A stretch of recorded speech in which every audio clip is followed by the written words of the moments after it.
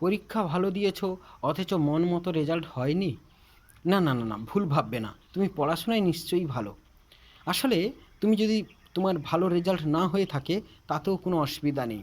এর পরের ক্লাসে তুমি যদি ভালো রেজাল্ট করতে চাও, রেজাল্ট করার জন্য কতগুলো পদ্ধতি থাকে। সেই পদ্ধতিগুলো অবলম্বন করলে অবশ্যই পরীক্ষায় ভালো রেজাল্ট করতে পারবে। তাই পরীক্ষায় ভালো রেজাল্ট করার জন্য, পড়াশোনায় ভালো হওয়ার জন্য তুমি অবশ্যই আমার সঙ্গে পরামর্শ নিতে পারো।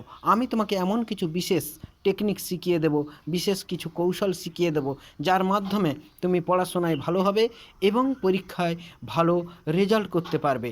আর পড়াশোনায় ভালো হওয়ার জন্য, পরীক্ষায় ভালো রেজাল্ট করার জন্য, আত্মবিশ্বাস বাড়ানোর জন্য, ইন্টারভিউ কেমন করে তুমি পাস করবে, এইভাবে একটা ছাত্র জীবনে তার পার্সোনালিটি ডেভেলপমেন্ট কী করে হবে, এইসবের জন্য ব্যক্তিগত গাইডেন্সের জন্য যোগাযোগ করতে পারো। তার সাথে সাথে তুমি অবশ্যই তুমি ভাববে যে পড়াশোনা এক ধরনের আর্ট, এটা একটা শিল্প। যেমন তেমন করে পড়লে, পরীক্ষা দিলে ভালো রেজাল্ট হয় না।